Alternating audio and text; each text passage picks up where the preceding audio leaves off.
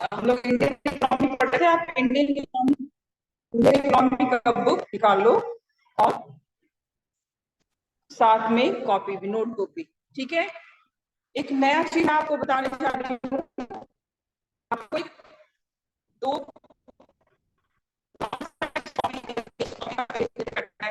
आपको जो भी ड्यूरिंग द क्लास, जो कुछ भी आपको पढ़ाया जा रहा है ड्यूरिंग द क्लास, जो कुछ भी पढ़ाया जा रहा है वो सब आप उस कॉपी में वर्कशीट के तौर पर लिखोगे और वो आपको जमा करना होगा ऑफिस में। ठीक है। वो हम जो भी क्लास में पढ़ाई होगी वो आप नोट करोगे, जो भी क्लास में पढ़ाई होगी। और हम बताते हैं ना ये इंपॉर्टेंट है बेटा, इट्स वेरी इंपॉर्टेंट, ये एग्जाम में आएगा, ये इसको करो। तो वो ड्यूरिंग द क्लास, क्लास के बाद होमवर्क वाला नहीं, ड्यूरिंग द क्लास जो भी कुछ डिस्कस हो रहा है और जो भी मैं नोट करवा रही हूँ फोकस करके, वो सबको आपको नोट करना है। और वो आप नोट करके आप एक पेपर में नोट करोगे, उसको जमा करना है with your name, class, admission number. Okay. Am I audible to you? Audible? आवाज आ रहा है Yes, बच्चों? ma'am, you are audible. Okay. देखो, today we are going to discuss another lesson of this Indian economy. Indian economy का दूसरा lesson हम discuss करने जा रहे हैं, दैट इज, ठीक है, ओके, सुनाई दे रहा है। The name of the lesson is Indian economy at the eve of independence। हमने पढ़ लिया, ये है Indian economy 1950 to 1990। Indian economy जब आजादी हुआ था 1947 से लेके 1950 तक का जो हमने पढ़ा समय, वो था Indian economy at the eve of independence. आपने देखा condition of Indian economy was poor, stagnant, backward. But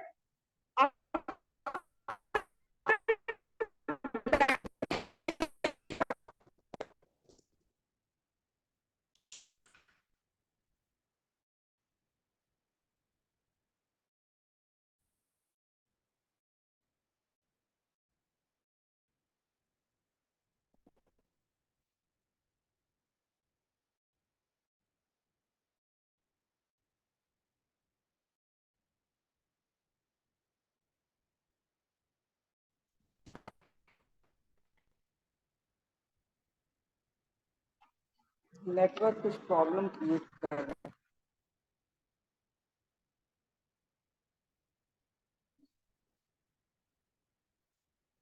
देखिए, कॉपी निकालो और साथ में नोट करो। सबसे पहले लिखो इंडियन इकोनॉमी 1990।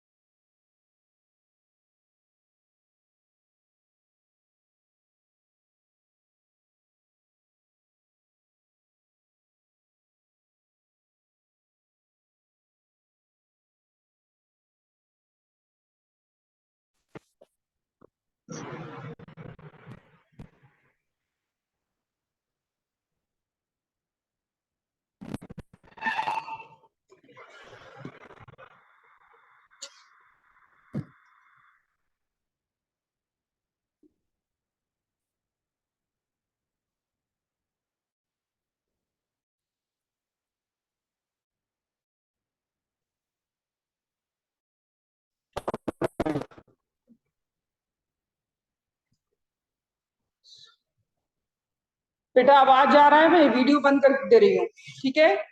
वीडियो से साथ सुनाई ना दे। अब आवाज आ रहा है त्रिशा? ठीक है, देखो सुनो, एटलीस्ट सबसे पहले हम बात करेंगे कि 1950 में, देखो सबसे पहले हम बात करेंगे कि इकोनॉमिक सिस्टम कैसा था, what is the condition of our economy. तो इकोनॉमिक कंडीशन पुअर था, तो what steps to be taken to improve the Indian economic system. पहले हम किस तरह की इकोनॉमी को लेके चलेंगे। देखो जो भी उस समय के प्लानर थे, प्लानर मीन्स, प्लानर किसको कहा जाता है? गवर्नमेंट को। तो जो गवर्नमेंट था, it mean the Pandit Jawaharlal Nehru as a prime minister and other cabinet minister have to take decision that what should be the best way to improve our economy, because you already know that the economy was in backward condition. It means we have very limited resources and we have lots of work towards the development of the country. बहुत सारा काम बाकी था और पैसा बिल्कुल नहीं था इंडियन इकोनॉमी में, इंडिया के पास। तो किस तरह के इकोनॉमिक सिस्टम को अडॉप्ट किया जाए, ये सबसे पहला प्रॉब्लम डिसीजन मेकिंग का था, ठीक है? कि कौन सा डिसीजन लिया जाए, किस तरह की इकोनॉमी का अडॉप्ट किया जाए। तो कुछ भी आगे करने से पहले आपको याद, आप हम लोग जनरल वे में भी कुछ भी डिसीजन लेने से पहले हम आसपास देखते हैं कि बाकी देशों ने क्या किया है। तो उन्होंने देखा, बिकॉज वी आर हम डेमोक्रेटिक कंट्री थे, उन्होंने देखा कि सोवियत नेशन ने, यूएसएसआर ने, आप सोवियत नेशन का नाम जानते हो, मतलब रशिया को पहले, यूएसएसआर के बारे में जानते हो। वहां पे जो भी डिसीजन लिया जाता था वो पब्लिक वेलफेयर के लिए। कैसे? Whatever resources is there, सरकार जो भी उस कंट्री में रिसोर्स था उसको सब कुछ गवर्नमेंट अपने हाथ से अपने आप चलाती है, सबका मालिक जो होता था वो गवर्नमेंट होता था। जैसे हमारे पास अपना है ना, अपना जमीन है, अपना घर है, अपना इंडस्ट्री, ऐसा कुछ नहीं। वहां पे सब कुछ गवर्नमेंट के हाथ में होता है, यानी गवर्नमेंट ही डिसीजन लेती थी कि कितना हमें, यानी ownership is in the hand of the government. तो उन्होंने सोचा, पंडित जवाहरलाल नेहरू और ऑल भी टीम मेंबर ने सोचा, अगर अगर इस तरह की अगर हम उस तरह की इकोनॉमी को अडॉप्ट करते हैं, उस इकोनॉमी को कहा जाता था सोशलिस्ट इकोनॉमी। अगर हम सोशलिस्ट इकोनॉमी को अडॉप्ट करते हैं तो पब्लिक वेलफेयर तो होगा, लेकिन बीइंग ए डेमोक्रेटिक कंट्री ये सही नहीं होगा कि हम लोगों के जमीन को, प्रॉपर्टी को लेके छीन ले और गवर्नमेंट उसको हथिया ले और गवर्नमेंट उसका ऑनरशिप अपने पास रखे। ठीक है, इसलिए इस तरह की इकोनॉमी को लेके चलना भी सही नहीं है। यानी ना तो हमारे पास कैपिटल है कि हम एक कैपिटलिस्ट इकोनॉमी लाइक अमेरिका की तरह चलें, ना हम यूएसएसआर या चाइना की तरह पूरी तरह की गवर्नमेंट सब कुछ, सबका ऑनरशिप ले ले, ना हम ये कर सकते हैं। ये भी एक सही नहीं होगा, वेलफेयर नहीं होगा। इसलिए गवर्नमेंट ने बीच का रास्ता अपनाया और उसको कहा गया मिक्स्ड इकोनॉमी। यानी we have adopted the type which is the outcome of, आप कह सकते हो we have outcome of both the economy, दोनों इकोनॉमी का आउटकम था। यानी we have selected best part of socialist economy and capitalist economy. हमने सोशलिस्ट और कैपिटलिस्ट इकोनॉमी दोनों के ही बेस्ट पार्ट को चूज किया और हमने मिक्स्ड इकोनॉमी का अडॉप्ट किया। ठीक है, अब मिक्स्ड इकोनॉमी क्या होता है, आपको क्लास 11 में भी पढ़ाए हैं। बताओ, कोई बता सकता है what do you mean by mixed economy? Ma'am वैसा टाइप का इकोनॉमी जो कुछ पार्ट बताएगा। गवर्नमेंट कंट्रोल करेंगे और कुछ प्राइवेट सेक्टर कंट्रोल करेंगे, टाइप्स उसे ऑफ मिक्स्ड इकोनॉमी में इकोनॉमी आपने कहते पढ़ा है हैं। ना, market economy, centrally planned economy. Mixed economy क्या है बच्चों? मैम जिसपे गवर्नमेंट और फिर इंडिविजुअल दोनों का ही कंट्रोल चलता हो।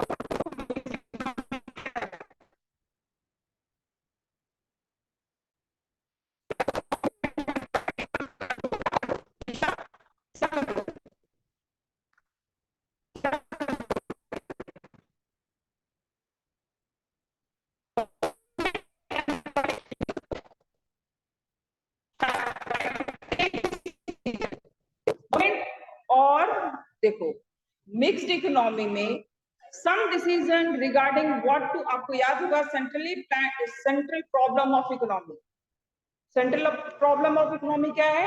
व्हाट टू प्रोड्यूस, याद है? How to produce and for whom to produce.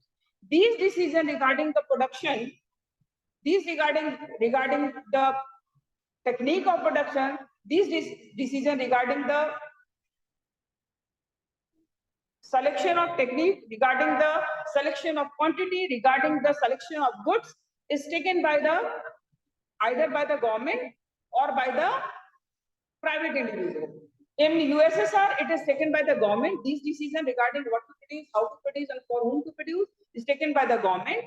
And in America, it is taken by the market forces. But we have selected a middle path. हमने एक बीच का रास्ता adopt किया. It means some decision regarding technique, regarding the production of goods, regarding how to produce, whom to produce, and what technique should be adopted. It is taken by the government, and some decision is taken by the private individual. It means in mixed economy, there is existence of private sector as well as the public sector. यहाँ दोनों का existence होगा. कुछ चीजें सरकार चलाएगी और कुछ चीजों को प्राइवेट सेक्टर को दे दिया जाएगा. So these decision is taken by the our planner of that time. 1950 में ये प्लान किया गया कि हम बीच का रास्ता अडॉप्ट करेंगे, neither socialist economy nor capitalist economy. We have adopted mixed economy where the some decisions are taken by the government and some decisions are taken by the private individual. ठीक है, समझ में आ रही है बात? Am I audible, student? Am I audible? Yes ma'am. सुनाई दे रहा है बच्चों? Yes ma'am. ठीक है, ओके। तो सबसे पहले आता है टाइप्स ऑफ इकोनॉमी। तो सबसे पहले वर्कशीट में लिखो इकोनॉमिक सिस्टम। पहले तो आप लिख दो 19, ये लिख लिया होगा आपने, इंडियन इकोनॉमी 1950 टू 1990। दूसरा पॉइंट लिखो इकोनॉमिक सिस्टम में लिखो we have adopted, right down, the leaders of independent India, लिखो the leaders of independent India had decided, the leaders of independent India had to decide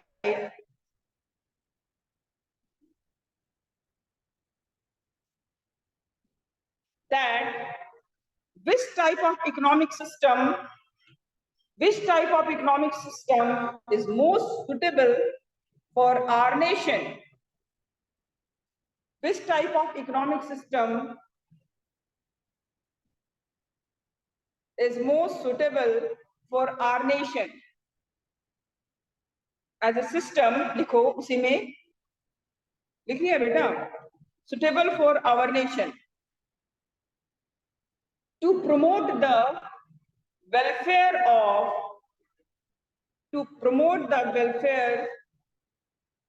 of all the people, to promote the welfare of all the people of the nation. लिख लिया बेटा?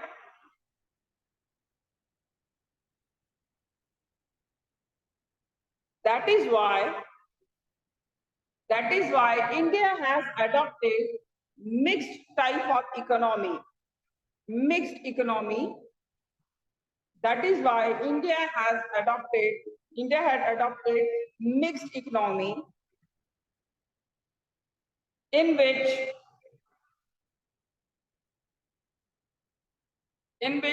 some decisions are taken by the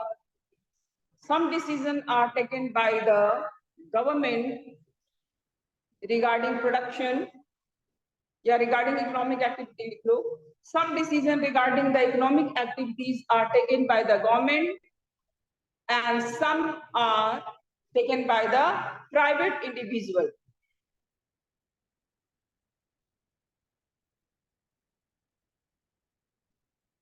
लिख दिया बच्चों?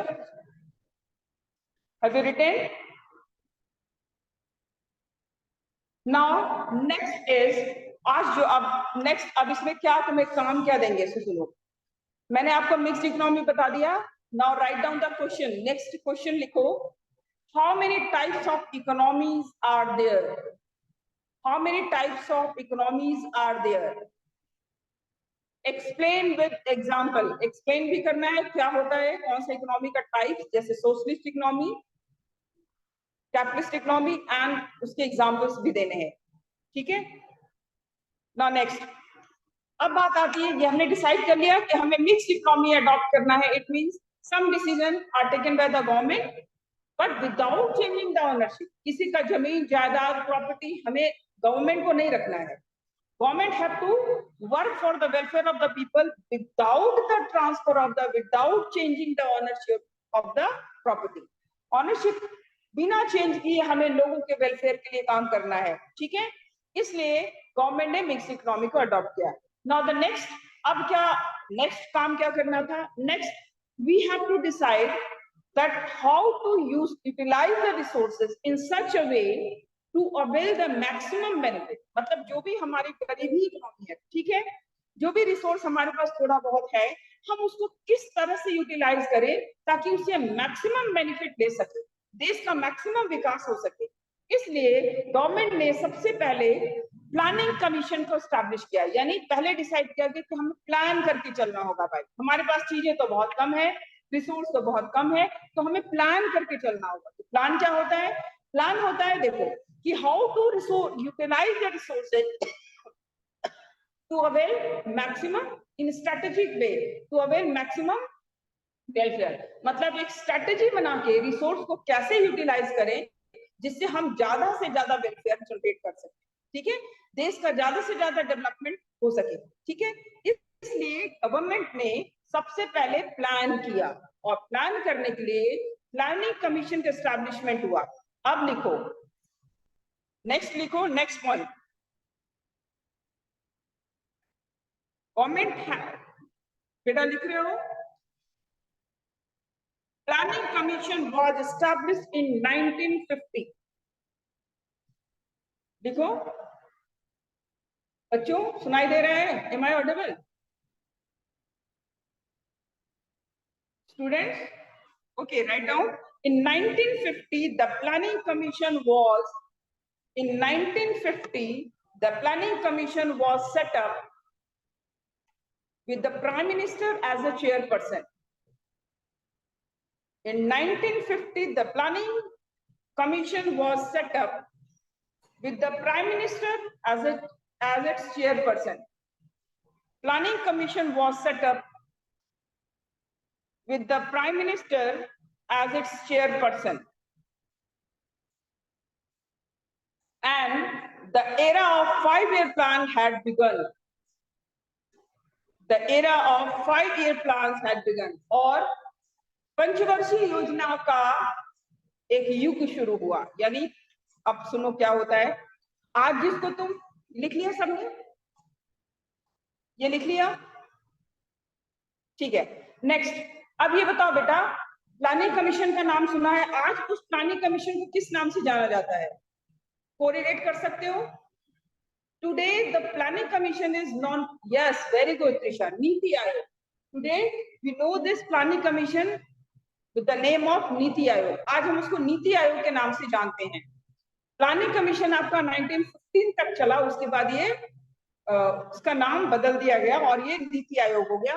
कुछ features भी change हुए, लेकिन अभी हमें प्लानिंग कमीशन के बारे में ही इस सेशन में पढ़ना है.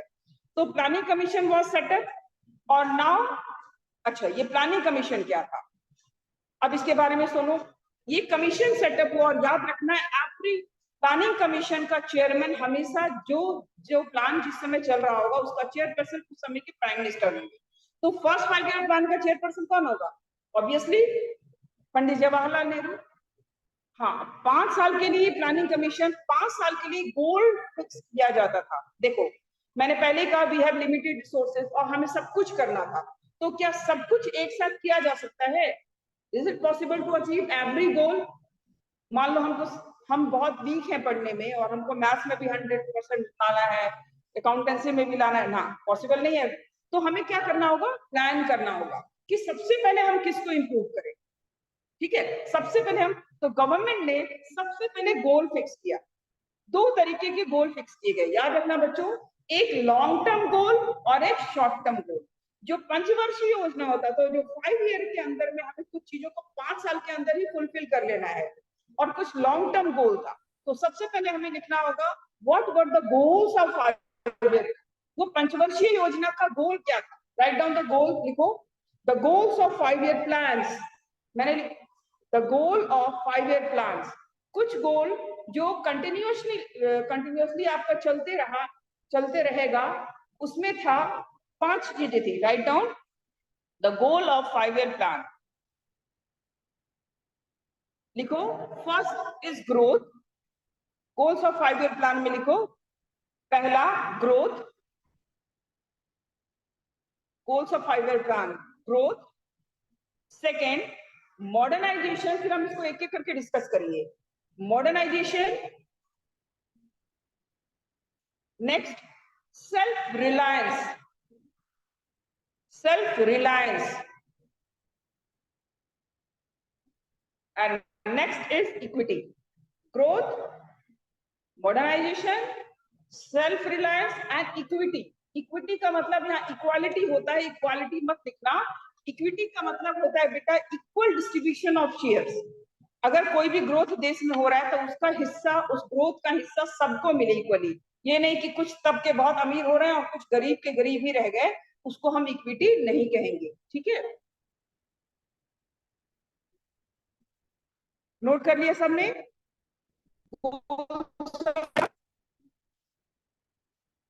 बच्चों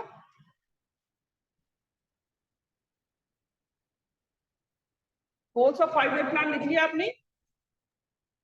यस मैम. ठीक है, ओके. अब हम एक एक करके इस गोल के बारे में डिस्कस करेंगे. ठीक है, राइट.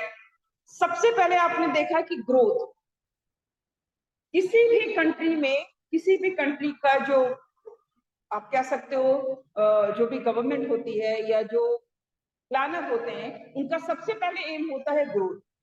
यहाँ ग्रोथ से रिलेशन है, यहाँ जो ग्रोथ, जिस ग्रोथ की बात कर रहा है वो ग्रोथ रिलेटेड है जीडीपी से, ठीक है।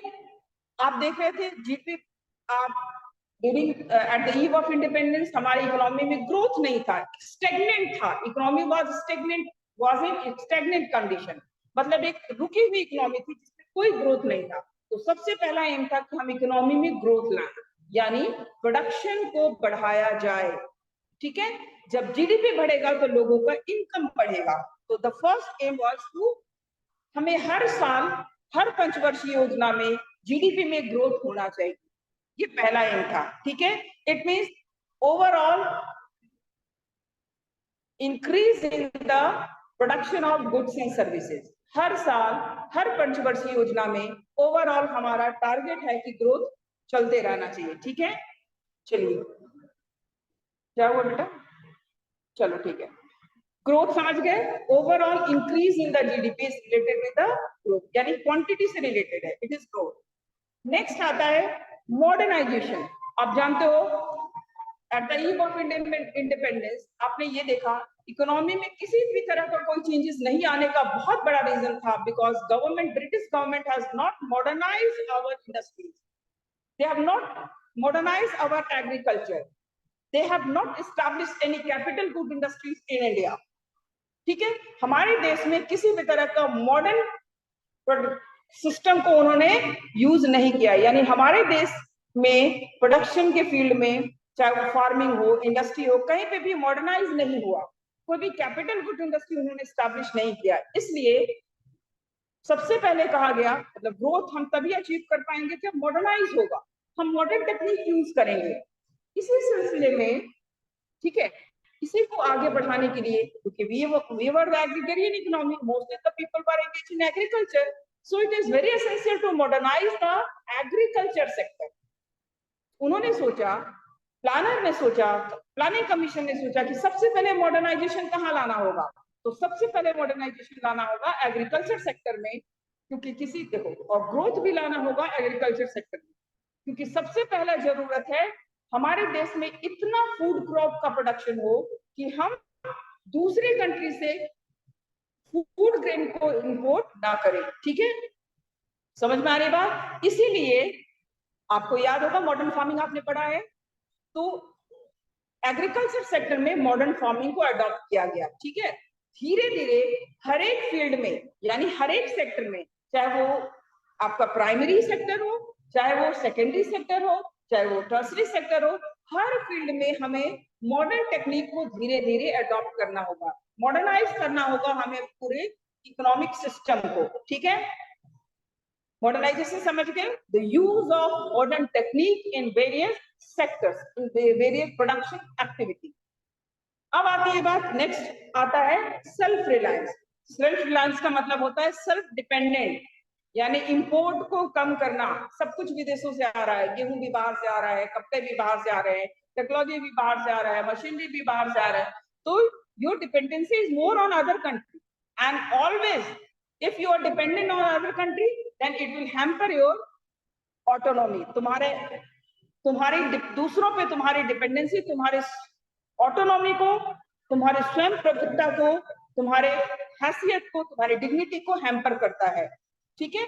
जब एक इंसान में ऐसा हो सकता है तो कंट्री में तो बहुत ज्यादा होगा।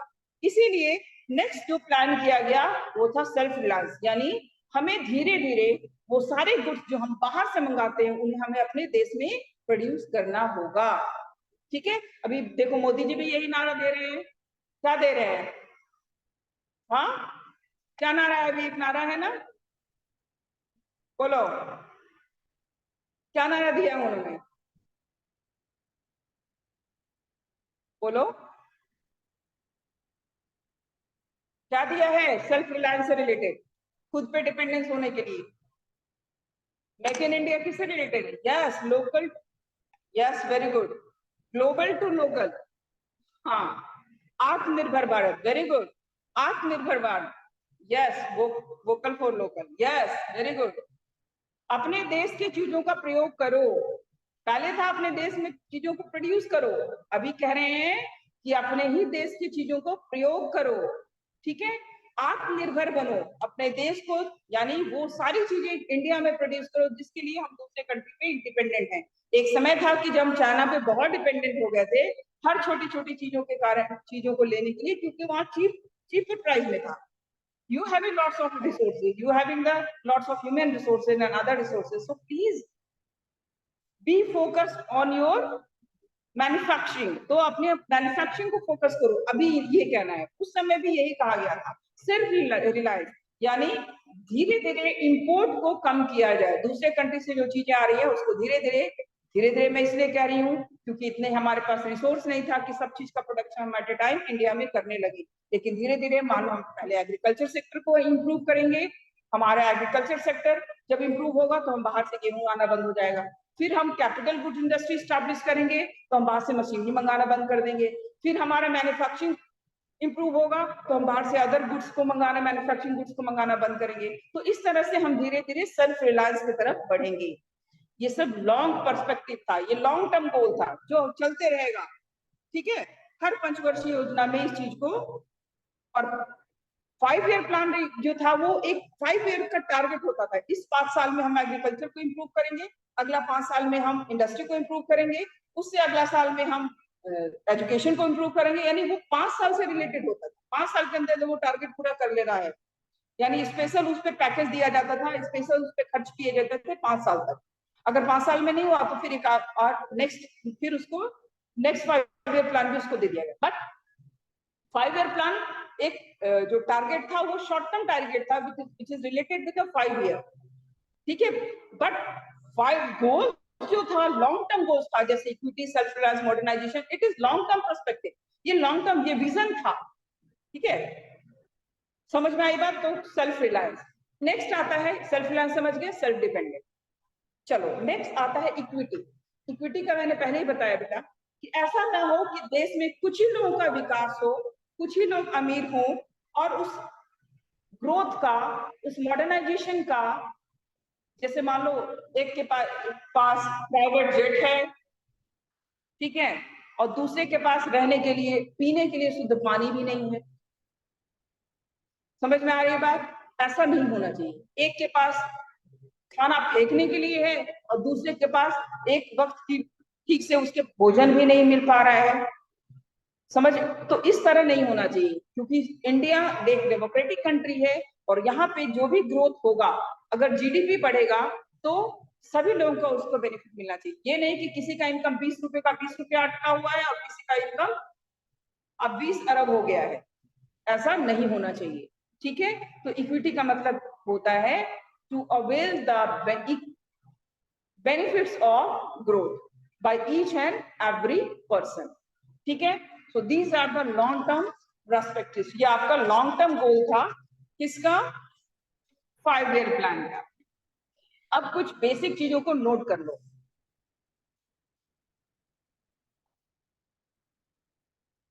ये प्लान, आर्किटेक्ट ऑफ प्लानिंग किसको कहा जाता है? सुने हो? बोलो बच्चों।